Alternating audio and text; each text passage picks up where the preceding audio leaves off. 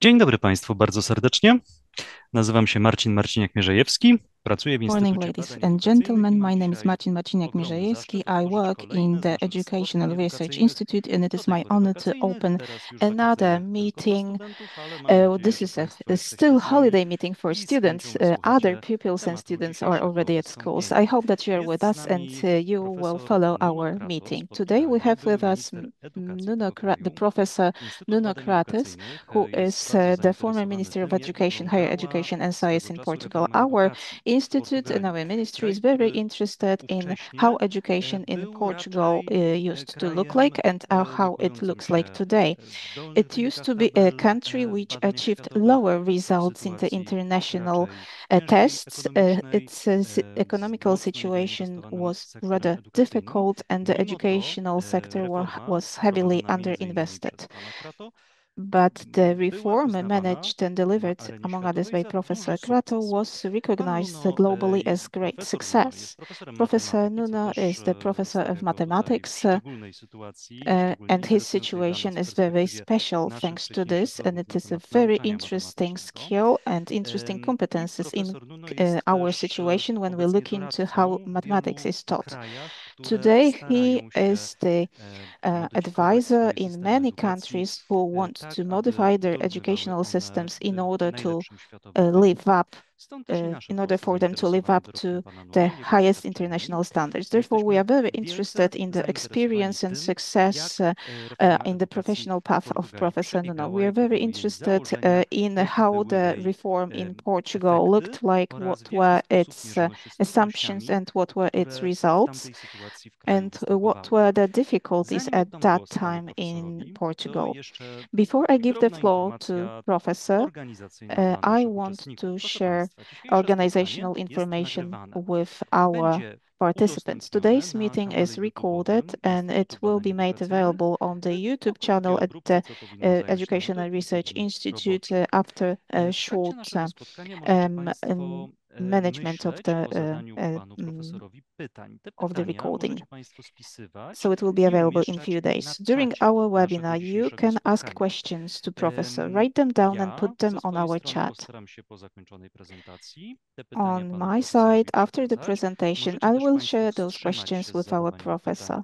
do You momentu can po zakończeniu also wait prezentacji i with your następnie questions poprzez up podniesienie to the ręki end of the dać nam presentation, znać, and że then Państwo you chcecie can pytanie raise your zadać, choć hand jeszcze here lepszym sposobem byłoby on the napisanie conference, na and then you czacie can swojego ask your imienia i questions. nazwiska However, i it's best poinformowanie nas, to że Państwo write your jesteście name and skłonni do zadania surname on pytania. To nam chat, and then zdecydowanie ułatwi inform us that you zapowiedzenie want to Państwa ask a pytania, no i question. będziemy It wiedzieli will po prostu, make kto our mówi. work easy, and it will be Dzisiejsze easy for spotkanie jest us też to give you the floor to o ask your tyle question. różne od dotychczasowych spotkań w This cyklu question naszych differs spotkań z from edukacją prowadzonych previous przez Instytut Badań questions in this Edukacyjnych, series, our meetings with że education, będzie się delivered ono by Education odbywało as w języku Research Institute, angielskim. Pan because Nuno it Crato is doskonale mówi delivered in po tym English. Mr. języku. Nuno Crato Jeżeli speaks English very Państwo well, nie czujecie się and wystarczająco, znaczy, if jeżeli you wolicie posłuchać po feel polsku, są z that you nami prefer dwie to wspaniałe listen to his tłumaczki presentation in Polish, then we symultaniczne, pani offer you Natalia Kisa i pani simultaneous Karina Szafran interpretation, i one będą and przekładały our interpreters treść prezentacji z will angielskiego na polski na translate kanale polskim. what is Na said in dole English ekranu into the macie Polish Państwo channel. taki At globusik the bottom z of the podpisane screen, tłumaczenie ustne. Po you jego have a kliknięciu globe, macie możliwość and wyboru when you jednego z click trzech it, kanałów. you can choose one of Albo the będzie to dźwięk channels. oryginalny, You albo can kanał choose polski, albo floor, kanał the angielski. original Możecie sound, Państwo English wybrać, channel, or który z Polish tych channel. kanałów So you będzie can Państwu choose odpowiadał. which channel Jednocześnie you pani Natalia prefer i pani to Karina listen będą to. At przekładały the same treść time, our wypowiedzi w interpreters języku polskim will na język deliver angielski the na content kanale from Polish into angielskim. English on the English Jeszcze channel nie wiem and do from końca, w English jaki into sposób będzie Polish to on the wyglądało Polish channel. podczas odtwarzania nagrania, ale na pewno I do not tak know będzie to how zrobione, it żeby is nam going to wszystkim, look like którzy będziemy tym zainteresowani, było w during przyszłości wygodnie. um, Powinienem oczywiście powiedzieć when we najważniejszą make jeszcze this film rzecz, że available dzisiejsze spotkanie on our realizujemy w channel, ramach but we projektu will look Profil into this. Absolwenta. This meeting Projektu, is który realized within zleciło the Instytutu Badań, project Instytutowi Graduates Badań Profile. Edukacyjnych It is Ministerstwo profile.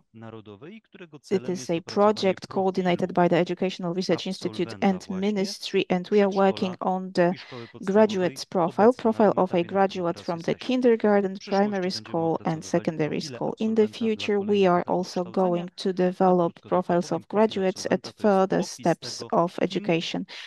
In short, it is a description of a graduate's competences, skills, and values achieved during the educational stage.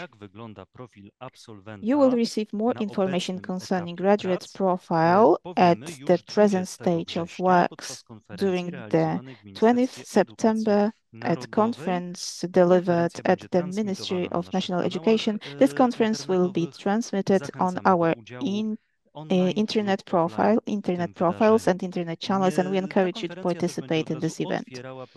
This conference is going to be the opening conference for public consultation with you, because you are interested in what we have developed under the Graduate's Profile project.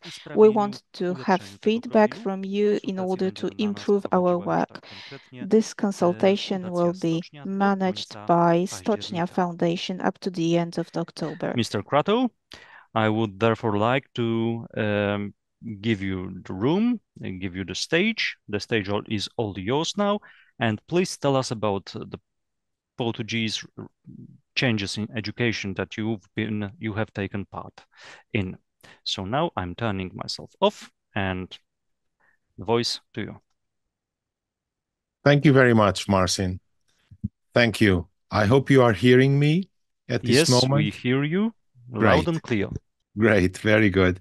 Well, thank you very much, Martin, for the kind presentation. Thank you for the IBE for the invitation and for everybody to attending the seminar and for your interest in our experience. But most of all, for your interest in improving education in your country. I have a presentation I'm going to share with you in a minute.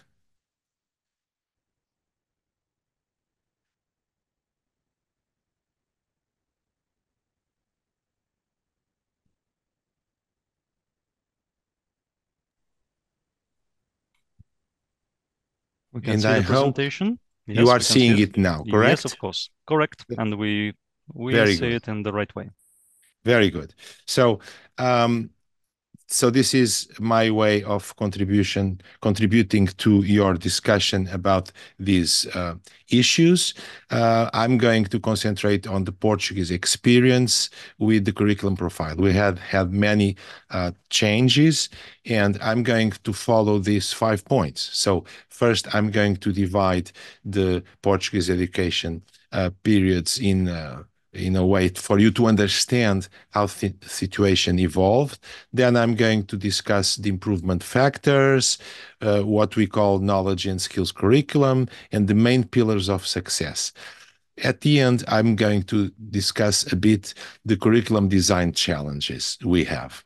So I'm going to start with the Portuguese education periods, because if you don't understand this, or if we don't understand how situation changed, it's very difficult to understand my discussion, because we had different periods. We started having what we can call an idealistic period at the end of the revolution, the Carnage Revolution.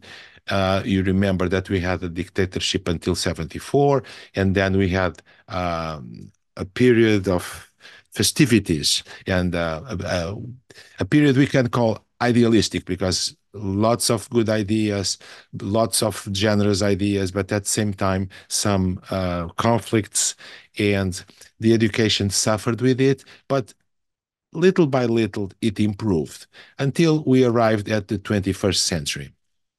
Now, there are 2 things that changed the situation in Portugal, is that we had teams in PISA that were wake-up calls. And so we looked at the results. We looked at the results we had here in 2000 and previous with team in 95. And we saw these results are not good. We have to improve. And then we started paying attention to the results. And we have here what I can call a pragmatic period up to 2011. I add here this period knowledge curriculum, because this period can be considered a continuation of the pragmatic period, but it's a period in which things were more conscient, more clear. It was more clear what we wanted to do. But essentially, we had this period of growth, and I was fortunate enough to contribute to this growth until 2015, in which we had our best results ever. Best results in PISA, best results in teams. PISA, as everybody knows, is an international survey done at 15 years old, and TEAMS is an international survey done at 4th grade. And then the situation changed. So all this period, that was a period with paying attention to the results, changed, and we have what we could call constructivist competencies period.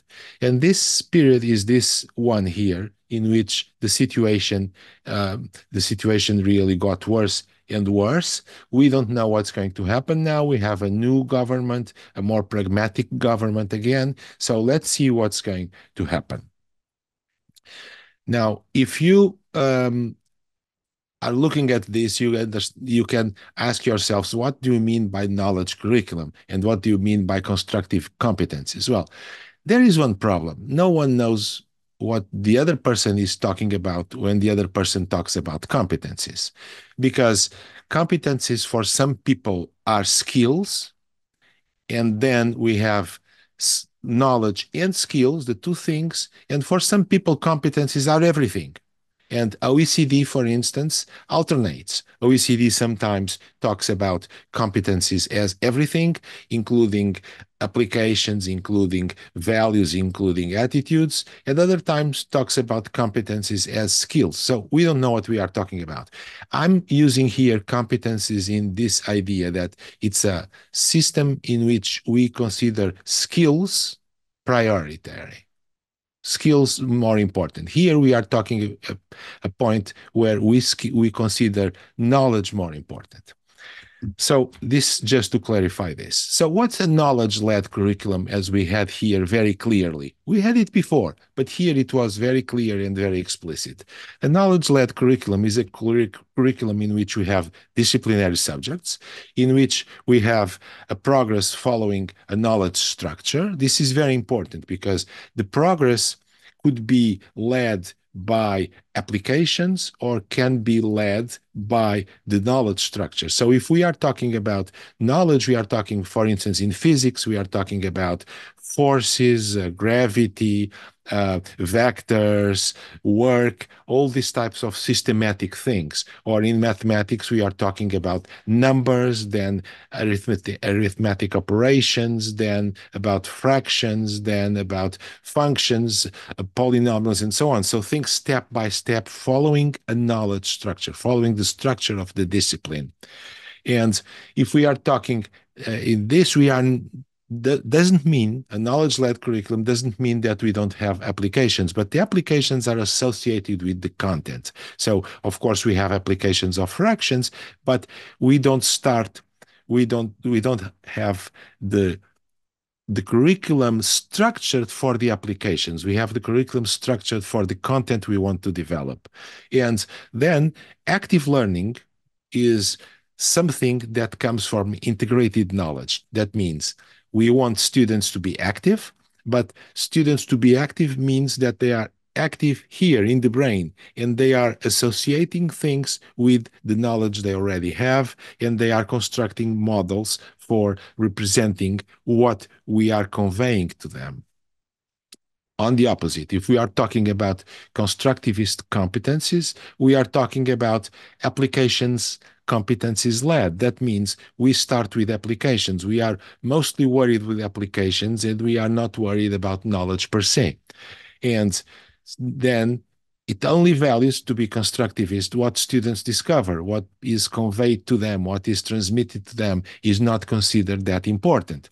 And the progress of the subjects follows from application. So one day we talk about flat tires, next day we talk about the pressure and so on, but it's led by applications. And the active learning is considered only coming from projects. And so activity here is more associated with movement, even physical movement, than with the integrated knowledge that kids should construct themselves. So from the knowledge-led curriculum, we have knowledge being integrated, and that's the activity. From a constructivist competencies point of view, activity comes from knowledge, from students trying to discover by themselves things through projects and so on. Of course, this is a very simplified separation, a very simplified distinction, because some people consider a different thing. And people usually talk about a mixture of these two things. But we cannot have a mixture of knowledge-led and applications-led. Either we consider our curriculum as being led by knowledge and by disciplinary subjects, or we consider our curriculum led by application. So to have knowledge-led doesn't mean that we don't have applications. It only means that applications follow from the structure of knowledge. And so this constructivist competence is what happened here, and that was led to a really bad period in education in our country. So if we look at PISA, for instance, this is very clear. And this graph is not mine. This graph is from OECD. So OECD on the Portuguese country note published this graph, and this fit. So we increased up to 2015, and then we decreased our knowledge as reported by PISA after 2015. And other indicators show the same. So we have to distinguish with what we are talking. And I'm going to talk about what was the policy that led to improvement. And I'm referring to the policy, to the posterior policy that led to a fall, just for a comparison.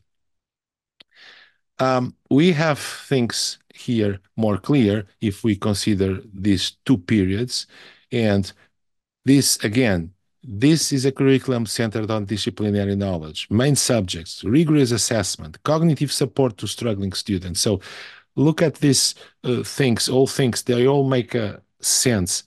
Disciplinary knowledge. So we are looking at knowledge and about subject knowledge.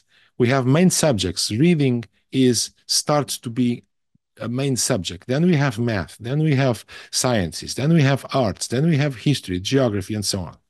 Third point, we have rigorous assessment. That means we are assessing how we are progressing.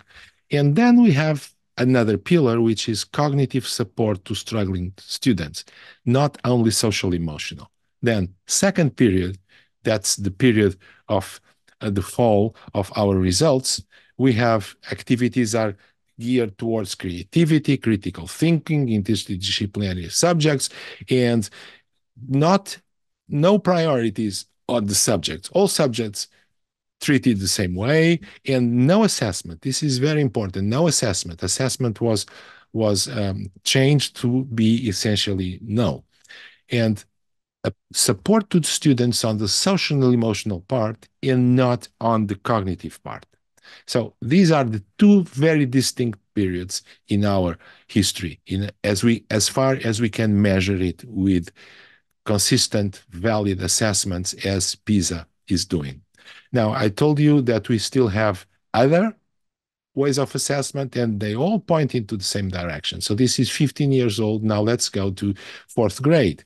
Fourth grade, we have in 2011 reasonable values, reasonable scores, but in 2015 we increased our scores, and so much that we went above Finland, which is considered like a model for many countries. I think we should look at what Finland did in the past and not what it's doing now, because Finland is really decreasing their value. So Finland was here, then here. So we passed Finland. We were really having good results. And again, this first part, 2015, we had curriculums centered on disciplinary knowledge. This second part, we had activities geared toward critical thinking and so on. So now we look at this and we say, okay, these are just averages, and we should not consider only averages. We should think about what happens to the low-performing students. That means we have to improve everybody, but we should pay special attention to those students who are struggling with the subjects, who are struggling to get good results. And so let's look at them. And then again, let's look at the percentage of high versus low performers in Portugal, in PISA. Let's concentrate on reading, for instance. We see that we are reducing the number of low performers up to 2015, and then we are increasing. That means we were getting better and better in terms of low-performing students. They were fewer here than there, and then the situation changed. So this is very important because usually this idea of creativity, interdisciplinarity, assessment avoidance, social and emotional support is based on the idea that the struggling students, those that are from lower social economic backgrounds, are hurt when we introduce rigor in the education. And it is exactly the opposite. So as we smooth our things and we avoid assessment and we are talking more about critical thinking and all these type of things, and we are giving social emotional support, the share of low performers increases. And this is very sad.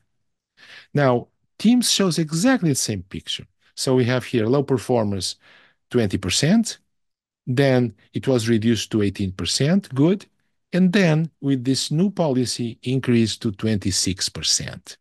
So this policy generated not only a decrease in average, but also generated an increase in low performers, which is very sad. Okay, so this is what happened, and it's very important that you keep in mind that we have all these different periods. We had this period up to 2015, and then we have the period from 2015 to present day, and after this, we don't know. Let's hope things get better. So what were the factors of improvement for Portuguese education? Many factors, of course. Things are never white and black and white. So, but let me stress a couple of changes in Portugal.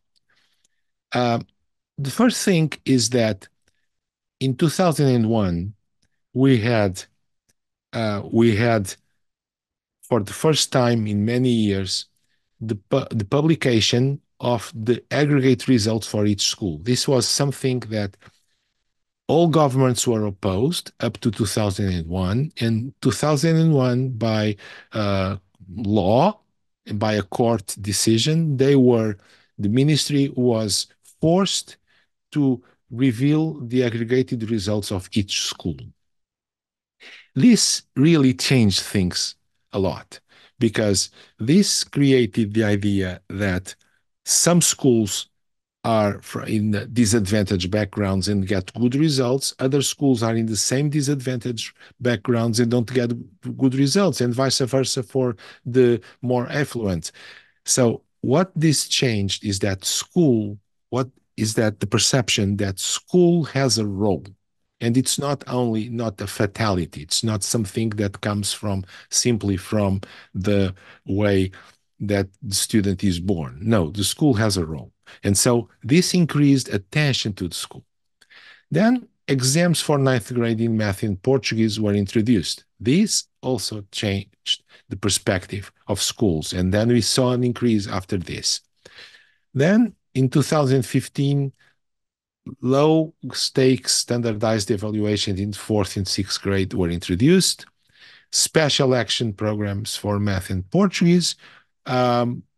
I was very critical about some parts of these programs. Doesn't matter. What matters is that they increase the attention over math and Portuguese, so the basic subjects. Then a system for textbook assessment and for certification of textbooks. This was very good also because this improved a lot the textbooks. And then in 2010, the so-called learning goals. Learning goals is distinct from programs in the following. Learning goals are changing what every student should attain in a very systematic and clear way, while programs are designed in a more generic way. So the learning goals are very clear, and they were designed first in 2010. Then in 2011, the competence-centered approach was explicitly rejected. It was not in practice completely, but it was explicitly rejected. Better learning goals were improved. At the same time, with lots of economic difficulties in our country, at the same time, the compulsory schooling was extended to 12th grade, from 9th to 12th grade. So now everybody has to do 12th grade until they are 18 years old.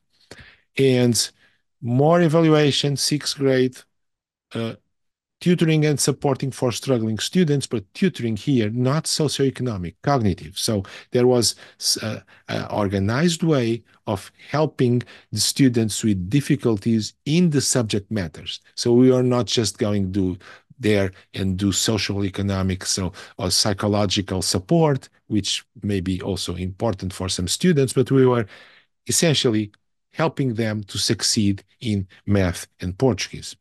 Then new vocational offers, 4th grade standardized evaluations, and 9th grade optional English exams. So made with Cambridge. So this is what was done. These were the changes that propelled the evolution we had.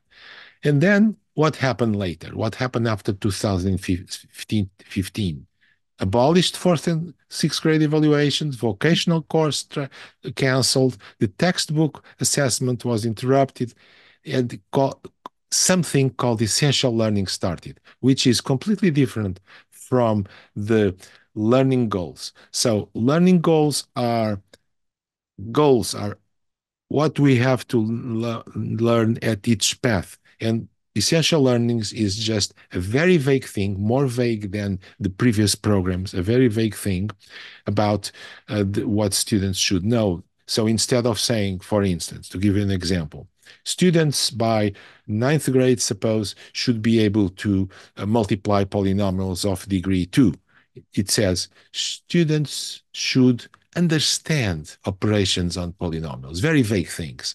So that's what started is vagueness. Then competence profiled was approved, so exactly a radical constructivist competence.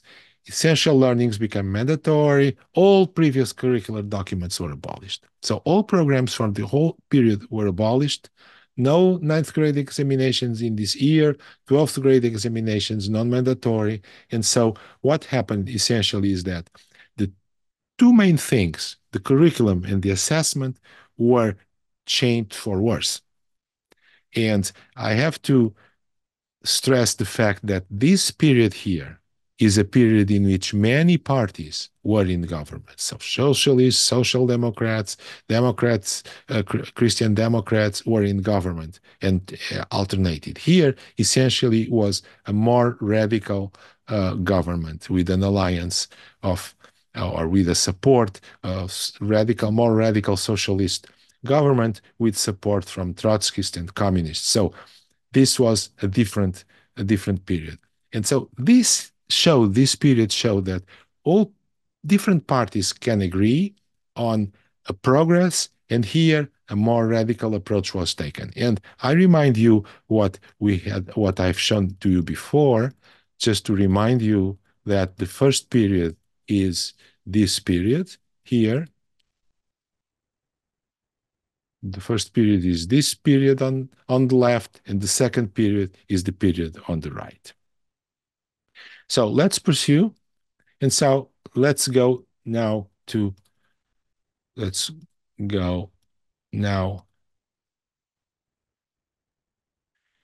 knowledge and skills approach. So what do we mean by this? What do we mean by a knowledge and skills curriculum? So we are not saying that skills or competence, whatever you want to call it, should not be integrated. We are saying knowledge should lead the way the programs are are designed, and knowledge and skills should be strictly associated, very closely associated in development of education.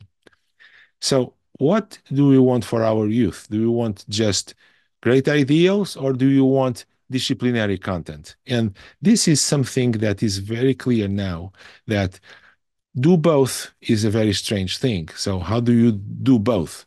Well, we do a synthesis of both, but not both at the same time. We cannot say, oh, we start with knowledge and then say, oh, we start with applications. No, we start with knowledge, we are led by knowledge, and then we integrate both things, or we are led by applications, we are led by skills, we are led by competencies. So we have to choose. And up to this moment, we had the cognitive sciences were saying, no generic skills without knowledge. So we have to pay attention to knowledge. PISA and other international studies, they were showing that the countries that had better results were Singapore, Korea, Japan, China, Taiwan, and so on. So countries that had more strict knowledge approach, and the countries that had more a competence-based approach, like Scotland, like Finland after a certain period, and so on, were countries that were getting worse and worse results. And structured learning, knowledge leads to meaningful learning. So again, this is from education studies, that we have to have structure in our heads, the knowledge, in order to understand what we are learning. So all these three factors, the cognitive science, PISA, and education, were leading to this idea that we have to have a knowledge-led curriculum. But some people were saying, oh, okay, these studies are just studies about very strict knowledge. It's not true, because PISA is based on applications. So even for applications, the best way to get applications is to get knowledge. There is a famous saying by a famous 20th century physicist who said, nothing is more practical than a good theory. That means we have to know what we are doing as we are approaching application. So all these things were saying this, but people were saying, oh, that can be true, but they are not creative. Singapore, they are not creative. In China, they are not creative. So we didn't know up to 2 months ago, when PISA showed the creativity assessment in PISA 2022, which is the first time which was done at this large scale. And what it showed was this. If we see here the performance in mathematics and here the performance in creativity, we see that as we get more and more better and better knowledge of mathematics, we are more and more creative. And of course, again, it's the same thing. So we have here this Singapore at the top, Korea, Estonia. So the countries that have higher performance in mathematics are the countries that are more creative. And this creativity was measured with very interesting tests. So like complete a dialogue in a fiction book, design a marketing poster, and things like that. And so, again, these countries are doing much better. Poland is not bad. It's not bad, but it can improve, because we should not look at the center, but look here at the top and see we have to all improve, and we can all improve. Okay, so what were the main pillars of success? So up to this moment, I talked about first the different periods we have so that we can understand how things changed. What were the causes of this change? So the results, and so on, and the curriculums we had. So what were the main pillars of success for the period in which we progressed? And the first thing is to understand that everything starts with curriculum. That means everything starts with structured knowledge. Structured knowledge is the most important thing. And the curriculum is not simply a curriculum. It's not simply a list of topics. The curriculum should be demanding, should be centered on essential subjects, and should be organized, should be structured, progressive, and detailed. So it doesn't help to just say that students should understand polynomials, students should understand triangles, but what do they need to know about polynomials? What do they need to know about triangles? It doesn't suffice to say that students should understand change in history. That's nothing. Students should understand particular changes. What happened in Poland after the fall of Berlin Wall? What happened during World War II? And these things we have to be detailed about what we want. Knowledge at the base. That means led by the knowledge. What are the structure of the curriculum? The structure of curriculum should be the structure of knowledge, not structure of applications, because they become episodic, they become dispersed, and they don't lead to meaningful learning. They lead to disperse tricks, ideas that are not integrated. Then we have to have assessment. This is the second pillar. We really need assessment. If we don't assess what's going on, we don't know where we are. And more than that, assessment should not be understood as just a way of knowing. Assessment is formative. Assessment helps students to progress. And it should be formative and summative. That means not only assessment as a way of helping students to progress, but assessment as knowing where they are at the end of the year, at the end of the year cycles, whatever, should be internal and external. Why? Because they compare and reinforce. So if we only have formative assessment and we don't have summative, we only have internal and we don't have external, standardized, national or regional, whatever, or school, the district, whatever the country decides. If we don't have that, we are not aligning everything. We should align everything. We should understand that we need knowledge at this level, and we should have the assessment of this level, and then what this teacher does in school is something that is helped by the fact that they know what is coming on national standardized assessment. So things compare and reinforce. They compare what is done at school level with what is done at the national level or regional level. They reinforce each other. So we should not think, oh, we just do formative, or oh, we just do summative. We should do both. They compare and they reinforce. And of course, they are assessing what? They are assessing a clear curriculum. So detailed, clear curriculum. Otherwise, assessment doesn't work. So evaluation should be seen as an intensive. This is second pillar. First pillar, curriculum. Second pillar, evaluation. Third pillar. The third pillar is also very important because up to, let's say, up to 2000, 2010, people were saying, oh, if we have a demanding curriculum, the students that come from socioeconomic disadvantaged backgrounds are not able to keep up. And so they fall behind. They are left behind. And so if we increase the rigor of the curriculum, these students at the bottom suffer. And so we should just go a little bit down so that everybody can keep the pace. But as you saw in the Portuguese experience, if you go down, everybody decreases. It's not only the top that decreases, it's the bottom, the students that are struggling, that get worse and worse. So what's the solution to this dilemma? What's the solution to this two poles? Solution is very easy. And after, let's say, 2010, 2015, this was clear to everybody, but it was not before. This is clear now. What we have is we have to have a way of supporting the struggling students. We have to have a program to fight failure. And this program has to start at first difficulties. It's not at the end. It's as difficulties appear, we should immediately help students, special hours, temporary groupings, other ways of helping students to progress. So this is the third pillar. The third pillar is a special support and mainly cognitive support to students that have special problems, that have special difficulties.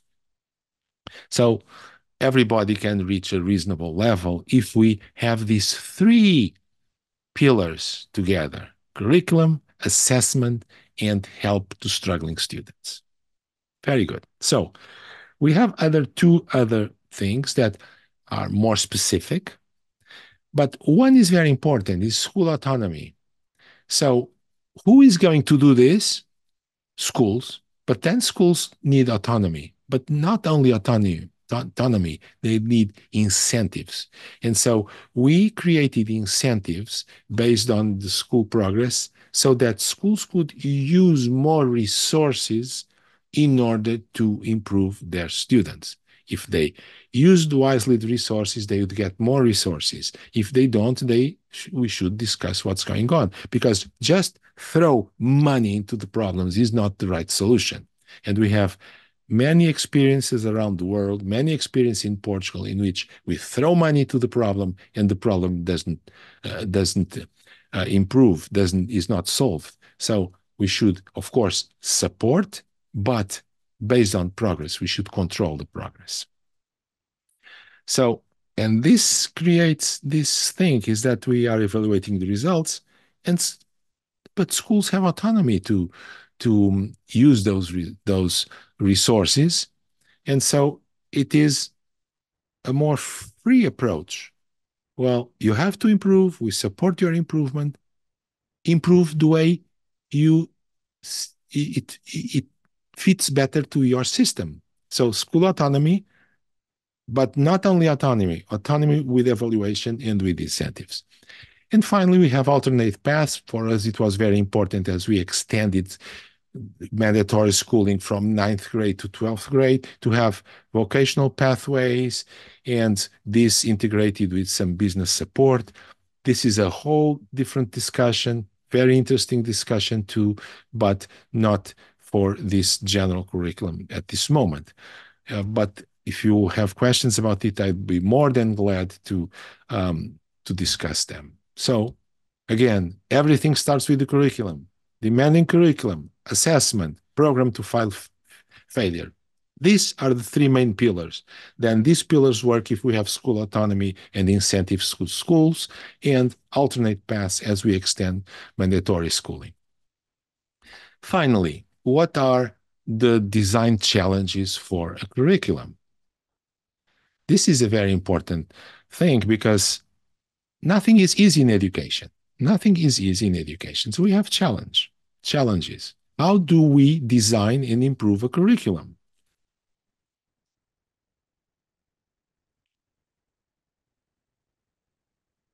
Well, what does it mean to design a curriculum? It means, for us, it means this, that as we discussed, as I discussed before. So knowledge and skills, respect the order of progression, the principles for knowledge and skills. It means what are the cognitive principles for people to improve.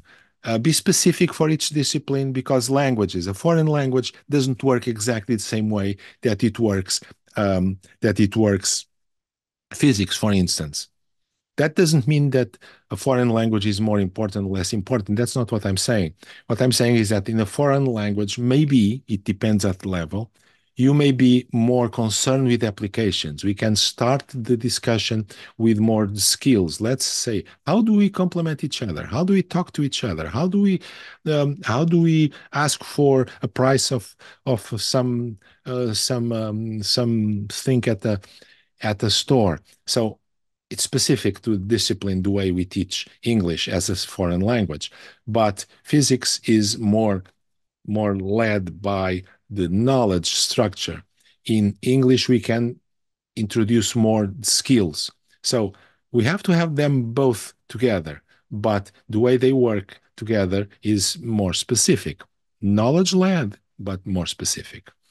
And then the curriculum has to be very clear for everybody. It's very clear what is intended to be learned. It's not understand triangles. It's not understand polynomials. It's, do you want to be able to define a triangle, to work with the angles of a triangle, to work with the length of the sides of a triangle? Is that what we want to discuss? What are the different types of triangles? Polynomials. This is very specific. And teachers should know exactly what is expected from them, from their students. Then we have to have means of support. And this works as a reference for assessment. So assessment is not something that appears on one hand and then the curriculum on the other hand. Curriculum and assessment are close together. Now, what are the principles for the curriculum, the general principles for the curriculum? Well, very important is that they have to be unique. It's not some principles. Be aware, I'm talking about general schooling. I'm not talking about vocational tracks. I'm not talking about high school. I'm not talking about different types of learning. I'm talking about general learning for everybody. And what we call basic learning. So unique, be achieved by all students. And the learning level should not be the lower level. So we should not have minimum goals. We should have average goals so that it promotes a development for all. Then how was this organized? How did we organize it? Well, first we started with teams, groups of people. And these groups of people had teachers, had curriculum experts, had academic experts, and they worked together to develop the curriculum. Then, of course, they consulted other experts, which is very important because we have a team is working hard, but the team needs to have external opinions as the team is working. So this worked more or less at the same time. So to give you a timeline, and this is a very, very compressed timeline, because if we had time, we should do things in a more relaxed way. And our timeline is more or less this: 10 months for the teamwork, team constitution, teamwork. Then review by consultants is going more or less parallel, but increased at the end. Then public consultation and discussion. Then approval. In our country, the curriculum is approved by the minister. And then it starts teacher training, textbook publication, because the textbook should be aligned with the curriculum, and implementation. So we are talking about 2 years here, but the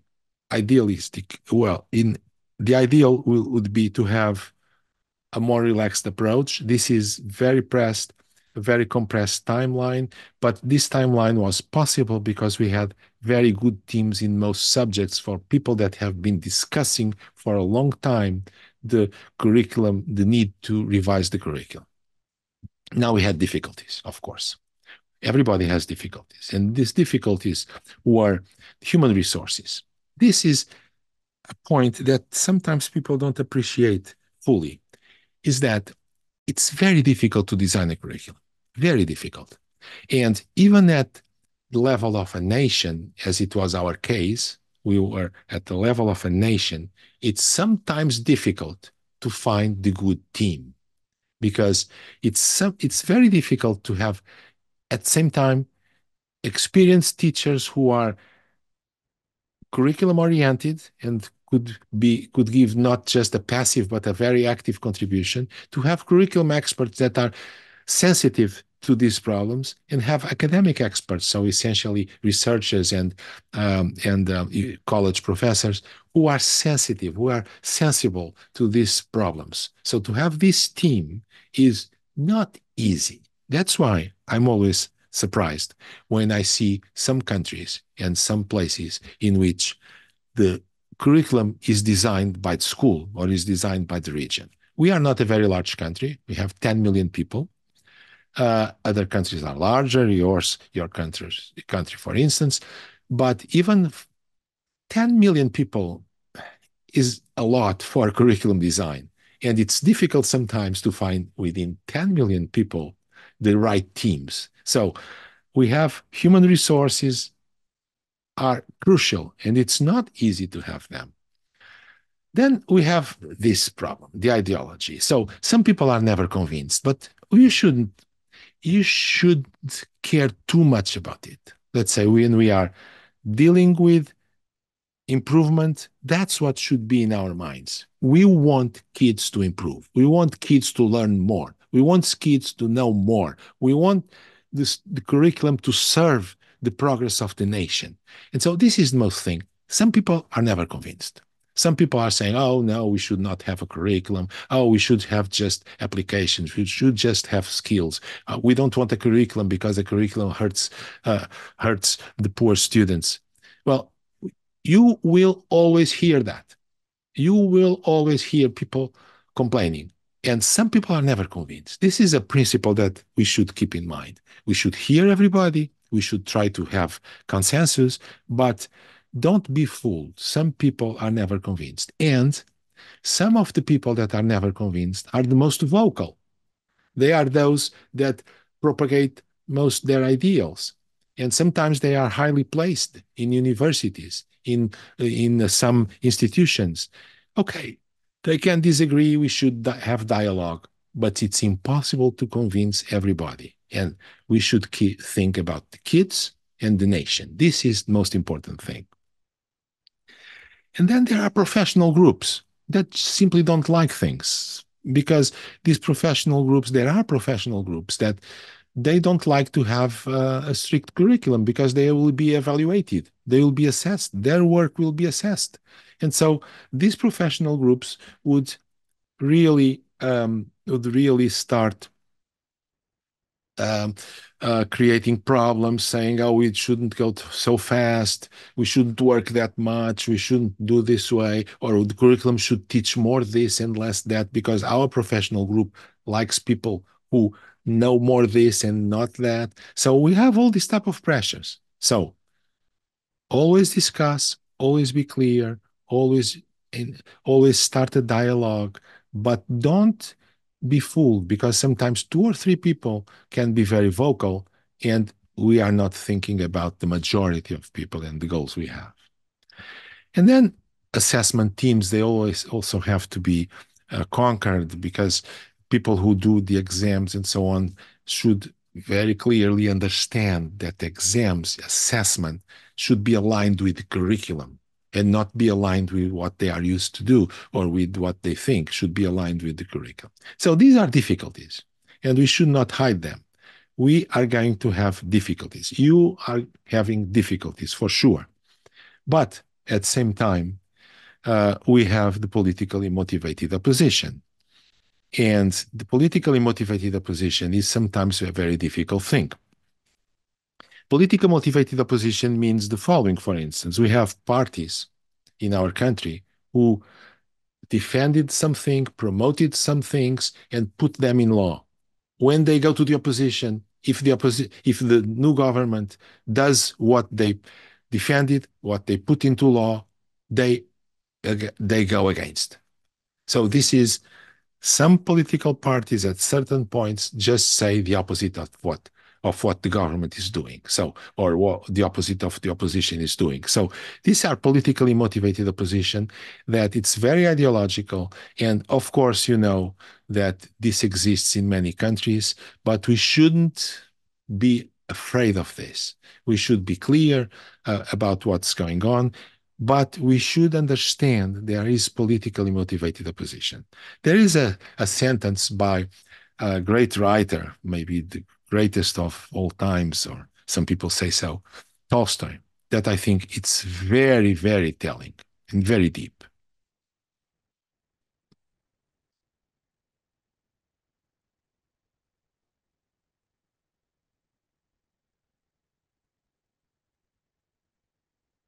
I think we can say things clearly. There is a mistake here. It's not a point. It's at a point. At a point. This P is not there. So we arrived at the point. That means sometimes we disagree about the specific things, and then we fight because we disagree. And sometimes we disagree because we fight. That means sometimes we create different groups because we have different perspectives, and sometimes we have different perspectives because it's the other group which is saying that, and it's not my group. And if the other group is saying that, I'm going to say the opposite. Unfortunately, this happens a lot in politics, and it happens a lot in education. So we have this, we have all this. But how are we going to do? We have to take support in our strengths. And so we have to explain things clearly, speak out. You want to improve education? Say, we want to improve education. This is what we are going to improve the future of our kids. They should learn more, they should know more, and that's what we are going to do. And be clear, explain things clear. Don't just be involved in this discussion that this person says this, I say that, we all agree. No, we disagree. We disagree. I think it's this way. Explain why you think it's this way. Then a big strength of our reforms were teachers, because teachers, the moment they have a clear curriculum, the moment they have assessment, they see their life simplified. It's also very telling that in second period, the period that I called constructivist competencies periods, in period in which we regressed a lot, in this period, in this second period, one fallacy was also that, we should make life of teachers simplified. It was the opposite. We had the biggest strikes ever in education during this second period, during the years 2018, 19, 20, 21, 22. We had the biggest strikes and biggest revolts among teachers because their life was made more difficult for a vague curriculum and for some only what they call formative assessment. Teachers like clarity, they like clear goals, they like everything working into the same direction. A clear curriculum, clear assessment, support that is given by outside assessment, by exams at national level or regional level, whatever it is, and they like it. They like it because it simplifies their life, not because they work less, but because they work in a more clear direction and they are helping their students. And this is why what motivates teachers is to help their students and to work in a constructive way. And this clear curriculum, this clear assessment, this support to struggling students, these three main pillars I discussed were very well taken by teachers because their task was simplified and they were more productive in terms of improving their kids' knowledge. So they felt support. And this is very important. Also, speak to the parents because parents are the majority of people. So parents are the people that are involved in education, and parents should understand what is being done. If parents understand this is being done because kids are going to have a better education, parents, not all, but parents in general will support you. Sometimes they don't support you because simply they don't know what's going on. They see fights in education, they see discussions, but this was a major force for us. Parents understood, everybody understood when we started because we were very clear that we are doing this because we want kids to know more and we want kids to improve their education. So parents are especially important. And textbook authors are also very important because they should have a clear curriculum and we should discuss with them so that they create textbooks that really support the curriculum, really support kids' progression. And so this is a difficult way. This is not easy, but the main thing is don't be just fooled by difficulties because difficulties exist a lot, but press on your strengths. Speak clearly, speak out, be very clear about what you want to do. This is my general, if I may give some advice to people, this is what I would give. I hope you take it well. And well, we did all this this tour on the Portuguese experience. I hope the this Portuguese experience is helpful for you. And if you want to follow me, I have lots of publications at my website. My website is very easy to find. It's nunocrato.org, very easy to find. And it can be found also by Twitter. If you want to follow me on Twitter, you just have the QR code here. And if you just take a picture, you go directly to my Twitter. If you want to follow me on Twitter, it's good for me, but I like it, of course, but it's a way of being updated on the publications and on discussions. And there are many people who are discussing the same things on the net, on the web. And so this is maybe a good way for us to keep in contact. And finally, I like to thank you all for this opportunity. It was very nice to me to be able to discuss these topics with you. Thank you. Thank you, Nuno. I'm smiling wildly because your presentation was very inspirational, and I think that we can see a lot of parallels with our Polish situation right now and from a few years back. And if I may, I would like to ask you a few questions that were asked us by our listeners. Please. I will start from the last one about teacher training. How was it conducted? Was it conducted centrally, or was it done by some local organizations? Well, we have to distinguish two types of teacher training. Are you talking about initial teacher training, or are you talking about teacher training, continuing teacher training? That means a professional development, as they are teachers and they are going to be to improve. They want to improve. There are two things here. I believe we are speaking about about improving their skills, their assets, and coping Very with good. the change that you were speaking about. Very good. No, that's a very important. These topics are very important. Well, one thing that we did in teacher training is we had lots of discussions with teachers. I didn't show it here, but what we had is, at the moment, we had a public discussion of the new curriculum. And this public discussion had discussions with many teachers. They voiced their opinion, but then go to practice. So in order to go to practice, we have to discuss things in detail with teachers. So we had a kind of cascade training of teachers around the curriculum. So we have a new curriculum for math. Well, let's discuss this new curriculum. Let's explain what we wanted. Then some people agree, some people disagree, but most teachers agree. Most teachers are happy with it. Oh, this is clear. Good. This has a good progression. Good. And so the training of teachers that we initiated was done by outside. It was done outside, but we promoted the first steps. So we promoted the first steps.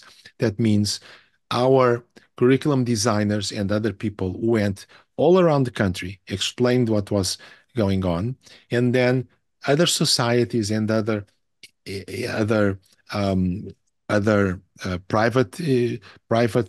private groups continue doing this program development for teachers, this professional development. Professional development is very, very important. But I don't know about your country. In our country, sometimes professional development is not the best. It's sometimes professional development is just things outside the curriculum that people like to hear about. Of course, everybody is free, so you can do whatever you want, but it's very important that the central governments or the regional governments, whatever it is, promotes professional development around curricular goals. So how do we teach this? How do we do this? How do we How do we face this type of problems? How do we answer to this type of problems? What type of assessment are we going to do? How is it related to the way the curriculum is defined? All this is very important, and this percolated from the top for the curricular designers and groups, then to the whole curricular, the whole teaching body. Okay, thank you. Another question is about a specific curriculums, for example, in mathematics, in high school. In Poland, we have effectively two levels of curriculum in mathematics, for example, in which they can be assessed at the end of the high school.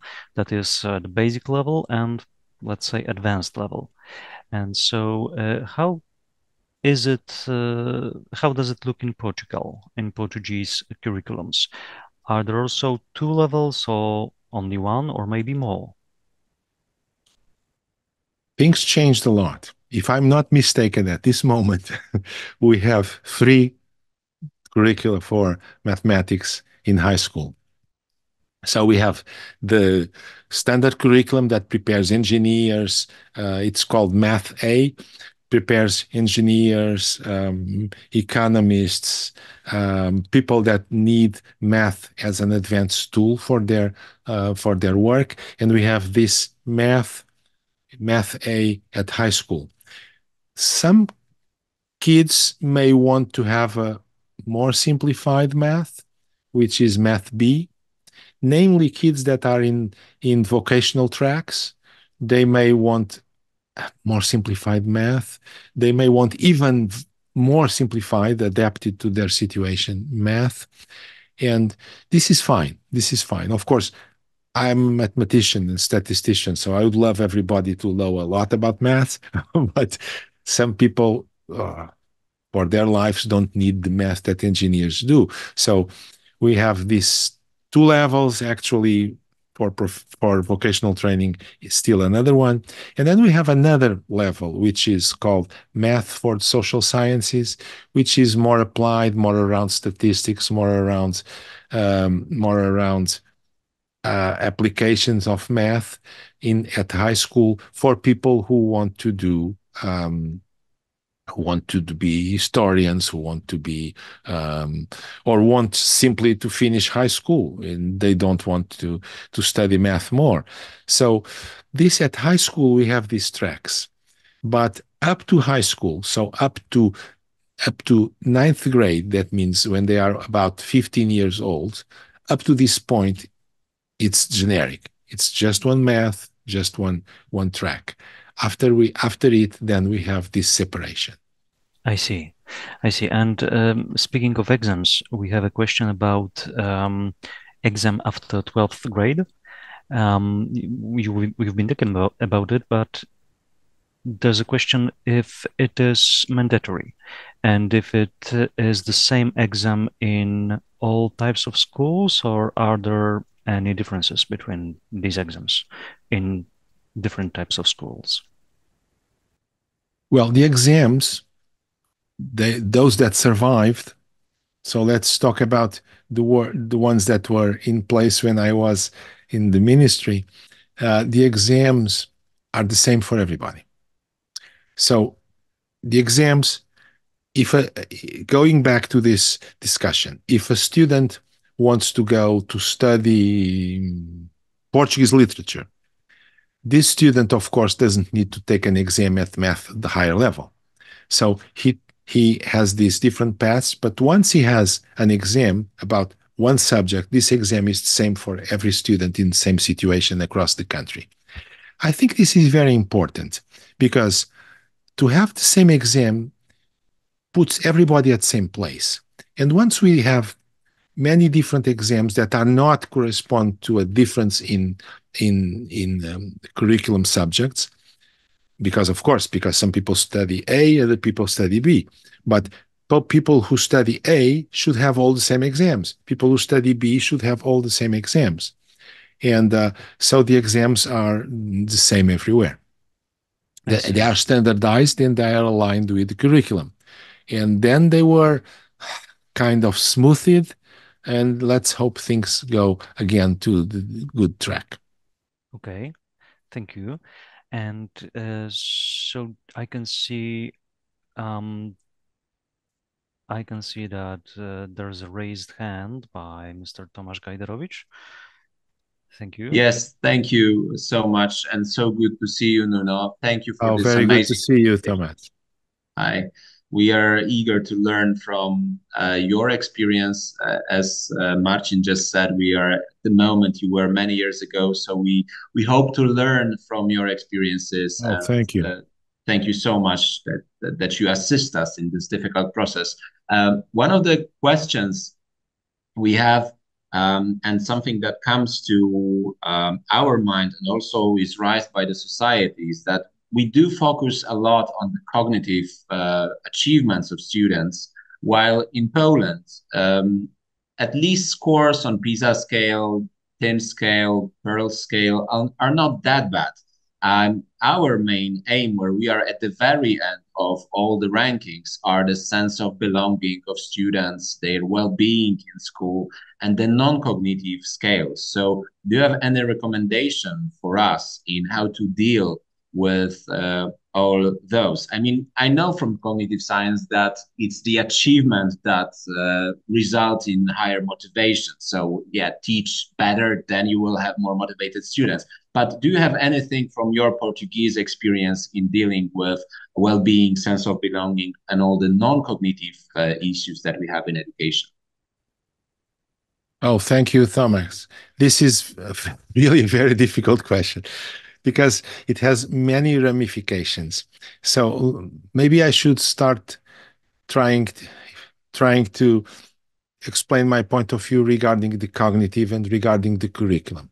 So to say that the curriculum is cognitively led, is subject-led, is knowledge-led, doesn't mean that it's not active learning. On the opposite, we have to have active learning, and we have to modernize the way our schools work. I don't know about Poland, but I think that all schools around the world can get better with some improvement, some modernization in the way they work. But modernization sometimes is seen as introduce many projects, introduce many inquiry-based learning, introduce this type of things, and not modernize in the modern sense. And in modern sense, what we know is that active learning means that cognitively kids are active. And so it means that things have to be constructed one over the other, and that we should entice students to relate things with each other. I know that in many countries, people still have lists of rivers, and they say the rivers, say all the rivers in the country or all main rivers. And I know that this still happens, and it's not bad to know the name of the rivers. That's not what I'm saying, but it's very bad to know a separate thing, which is the list of rivers, and another thing, which is list of mountains. We should have things really connected, and we should learn things and be able to connect things and say, ask kids, okay, this river goes through these mountains. Why do rivers go through mountains? Why they don't climb the mountains? Why they go through this easier paths and so on? This is a way of relating things, the battles that were done on these rivers, the routes that are parallel to the rivers. Why is this happens? So to teach geography in a way that students relate things and integrate things in what they learn. There is a cognitive scientist, an older one, called David Ozubel, I like a lot. Ozubel says the most important thing for learning is what student already knows. So what student already knows is the most important thing. And to be able to integrate the new knowledge in the other things means that kids are active here. And so this is not as easy as it seems. So teachers should be aware of that. They should be always relating old knowledge with new knowledge, ask questions to the kids, let kids be active in school, let kids ask questions, let kids discuss their answers. And there are many techniques for this that unfortunately are not taught modernly in many schools, for initial training of teachers. And so this modernization to make schools more active in this sense, I think it's very important. Now, I agree with you when you say that motivation and success and the happiness comes from achievement. We know that the two things are related. In many, like say 10 years ago, people say, oh, motivation leads to learning. And now people start understanding, so this was the first step. Well, motivation leads to learning, but learning also leads to motivation. So there is these two things. This is like a consensus now. More modernly, there are many studies that say that the main factor is learning. So the strength is more like from learning to motivation than from motivation to learning. So this seems to be more stronger, but it doesn't matter. They both work at the same time, and we should keep in mind that both work on the same time. Okay, now, having said this, there are kids that have special problems. I'm not talking about cognitive impairment and cognitive problems that some kids have. That's another level of thinking. There are kids that have really very cognitive problems. But some kids, so that's a different level that we should integrate them. We should have special attention to this. That's another thing. Now, in school, kids that don't have this type of problem sometimes need psychological support. And this also needs to be done. What I'm saying is that, in principle, the most important thing is to give cognitive support, but in some cases, we also need to give psychological support. So we should have psychologists trained to do that. And then I know nothing about this, but there are clinical psychologists and school psychologists that know a lot, and they know how they can help them across these very difficult periods of their lives when they have puberty, all these type of things in which kids are really struggling to understand themselves, to understand their world, to situate themselves. And so this is also a very important thing to do. I don't know if I answered your question. If you have anything more specific, please let me know. No, thanks. I mean, that's just a huge challenge related also to communication of parents and teachers and how we deal with all of that. But the main message, of course, is that dealing with students' low well-being is not through like eliminating learning and starting to doing gamification on every step of the process. We know that. I see some, maybe you can agree or disagree, that focus on a good progression, not leaving anyone behind. Focus on evaluation, not only the cognitive scales, but also the well-being through this series of assessment might be something that will help to deal with those issues. Thank you so much, Nuno. Again, thank you so much, and super nice to see you. Super nice to see you too, Thomas. Floor is back to Marcin. Thank you very much.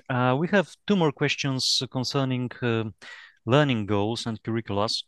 So, about learning goals in the curriculums, how specific are they or were they? Did they specify the knowledge that should be obtained by students after each grade or after each type of school? How did it look or does it look still in Portugal? Okay, thank you very much for this question. It's again a difficult question, but very important. So let's say we have some variety. And we should have. It was introduced at our time some curricular flexibility. We should have this type of flexibility, but the general assessment, the national assessment should be just one. Not having, or for each subject, just one. And as I told before, for math A should be one, for math B should be another, but for math A should be one. And it should be geared to more or less the average of difficulty of students. And nowadays we have other tools, but we cannot apply the other tools. So maybe I should make a small parenthesis to explain this. We now know that ideally students should be assessed more or less at the level they want to be. So if we have like a curve like this, the curve of assessment should be more or less here or a little bit up. And of course, the real curve is not this, is this. So we have to concentrate on things. But when we have PISA or adaptive learning, adaptive testing through computers, we can do that. We can test students a little bit like in a game. So we ask a question. If student says yes, we ask a more difficult question. If student says yes, we ask a more difficult question. This adaptive testing is done by computers, and this is good because this is getting, so let's say the test is trying to approach the level of the student and trying to push the student. This is one thing. But unfortunately, fortunately, we can't do that at national level because in our case, exams have to be public. So we have to have the same exams for everybody. So assessment in this point of view is not only a way of measuring, but it's a way of improving in the sense that people look at the previous tests and say, oh, this is the level of learning we want. Okay, so we should go there. We should be ambitious to this thing. And I don't think this is a bad thing because sometimes people say, oh, it's teaching to the test. It's not teaching to the test. It's to know the level of rigor we want. And teaching to the test, I'm diverting now because but that question is so wide. Teaching to the test is not a bad thing if we are thinking about teaching to test means we are teaching at the level of rigor that we know students should have. But the best way to teach to the test is to teach to the curriculum. It's not just looking at the test and say, oh, we have to do the same. The same way that teaching to applications in PISA is not a good way to improve results in PISA. To improve results in PISA application assessment, you should teach knowledge. And this is some people look at this like a paradox, but look, Singapore, Japan, Taiwan, these countries are not teaching they don't have a curriculum-led, sorry, they don't have an application-led curriculum. They have a knowledge-led curriculum. So they don't teach to the applications. They teach to the knowledge, and then they do applications. And so the best way to perform well in PISA is to teach at a higher level, knowledge-led. It's not to just reproduce the questions in PISA and try to do similar questions because these questions are dispersed, are episodic, they don't lead to a good knowledge of the subject. I think I talked too much and there are still parts of your question I didn't answer. Could you be a little more precise, Marcin, please? Well, it's hard to be more precise because I'm referring to the question that was given by one of our listeners. Maybe he, Mr. Jakub Pawlikowski, would like to ask more specific question on our Zoom tool. Now let's move to question asked by Mrs. Anna Abramczyk. She asked you this. If the curricula are so specific, then how does the autonomy of a school or a teacher look like? Okay, there are two types of things. One thing is the autonomy of a school to apply the curriculum, because the curriculum can be specific, but there are different ways to arrive there. And so the school has lots of autonomy for this. Then there are two other types of autonomy that we introduced also. The first type of autonomy is we look at things at the end of cycles, of school cycles. So we have school cycles at 4th grade, 6th grade, 9th grade, 12th grade. So those are the school cycles. So elementary 1, elementary 2, middle school, high school. And the logic for evaluation are school cycles. So a school can go faster in one part in 1 year, and then in the other year, next year, go a little bit slower. A school could be more detailed in 1 year, less detailed in another. But at the end of the cycle, the same minimal knowledge should be obtained, or the same average knowledge should be obtained. Then, so this is a managing of the curriculum. Then other thing that schools could do is that they can introduce other subjects if they want. They can introduce other subjects. They can introduce a different language. They can introduce more advanced math. Of course, if most of their students want to go to engineering school, to an engineering school, they can introduce more advanced math. They can introduce groups for specific things. So all this is flexibility. So let's say within a curriculum, we already have lots of flexibility. The important thing is that the basics, the common basics, is common. Well, I'm saying common basis is common, yes. So this is the same, because otherwise, who suffers are the kids that are struggling. Because if we are lowering down, well, they can't go that fast, okay, and then they suffer. So common knowledge is very important, common curriculum, national curriculum, and then flexibility around this curriculum. We can do that if we have assessment. If we don't have assessment, we can't do that. So if we have assessment for the main subjects, we can say, okay, you want to be flexible, be flexible. But your kids have to attain this level, at least this level. So the two things go one on the side of the other. Flexibility goes with assessment on the basic subjects. And when we introduced more flexibility, what happened is that we introduced at the same time, we were very clear about what was the assessment that was still common. So it was a flexibility to do more, not a flexibility to do less.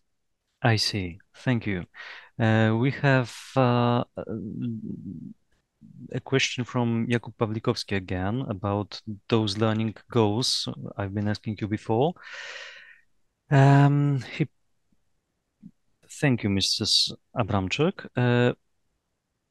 Mr. Pawlikowski writes that about learning goals, are they precisely in the curricula after each level of schooling or after each grade?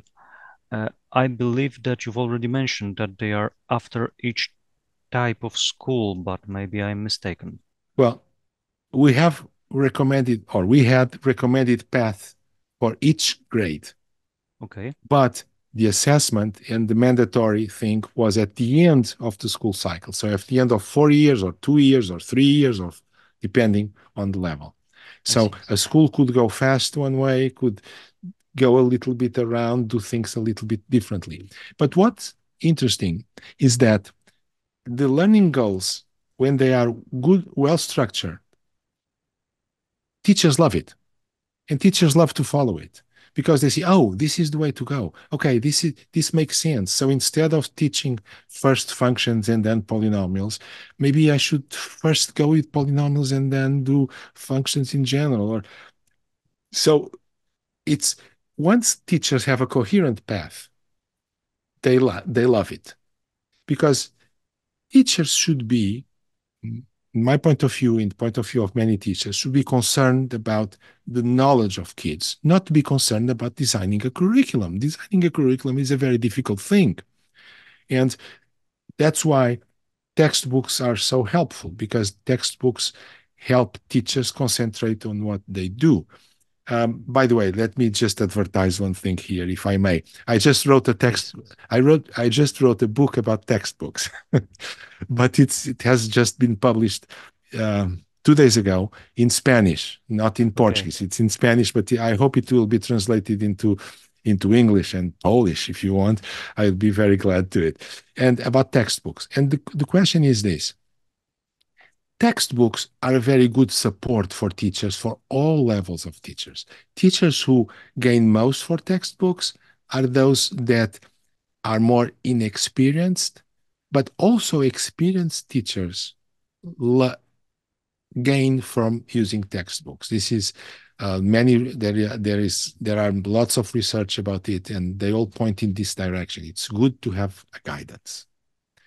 Let me tell you a personal story, just for when I was doing my doctorate with one of the greatest names in stochastic processes, which is an advanced part of mathematics, and he was really a very an expert on it. He was like one of the best people in the world about stochastic processes. He taught a course, and he wanted to have a book, a textbook. That textbook was sold out, so no possibility to get it. He changed completely the course to adapt to a different textbook that was, and he used a different textbook, let's say. So one of the top experts on this that could design a curriculum by himself, actually, he wrote 2 major books about this topic, like standard books still today used. He preferred to use a textbook than to follow his way of teaching. He said, okay, because a textbook is not for me, it's not to make me happy, it's to help you students. And so I'm going to adapt myself to this textbook, which I don't like that much, but it's because it's better to have good structure and a good means of support than not having a structure and just following my idea. Sorry, I was too long. No problem.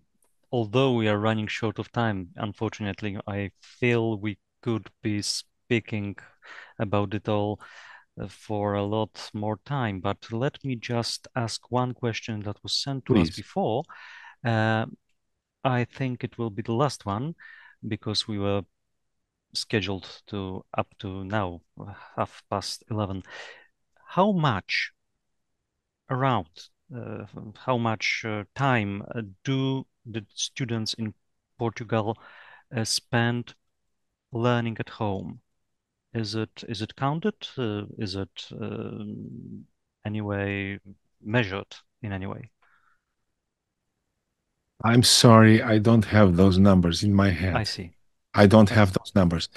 No problem. I think it depends a lot, and many students take tutors and have spent time with tutors.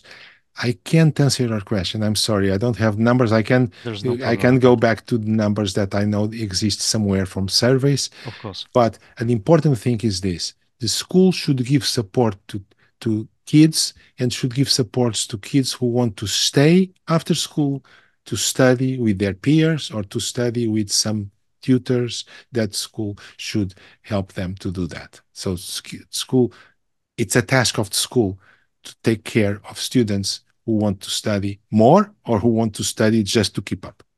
Okay, thank you, Professor. Thank you very much. I'm very grateful for this opportunity to speak with you, and thank you very much for all the insights from Portugal and all your experiences.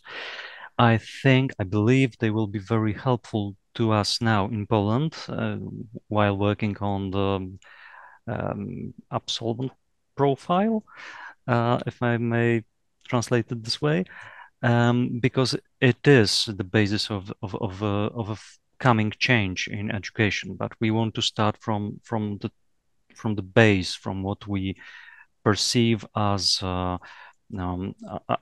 profile of a person that lives the type of education. So now we will switch to Polish and thank our viewers. Dziękuję Państwu bardzo. Thank you very much for the participation in today's meeting. Thank you, Professor Nuno Crato from Portugal. I hope that this meeting for you was inspiring and interesting as it was for us here in the Educational Research Institute. Experience from Portugal, information from Portugal will be included in our works concerning graduates' profile. It is going to be a document which will accompany a very broad report, including information concerning our inquiries and all the information we collected to support our graduates profile. It is last but not least meeting in our cycle. On the 12th September, we are going to meet for the last time, and we are talking about competences profile in England, and Amanda Spielman will tell us about it. She was the chief inspector in the Institute of Education in Ofsted. I would like to invite you today for the meeting on the 12th of September. Thank you very much for today's meeting. Especially, I would like to thank my colleagues here in the studio. You can't see them, but they are responsible for this meeting. And I would like to thank our translators and interpreters for their support. Your assistance today is very appreciated. I would like to thank once again Professor Nuno Crato for the fact that he found time today to share his experience with us. Thank you very much.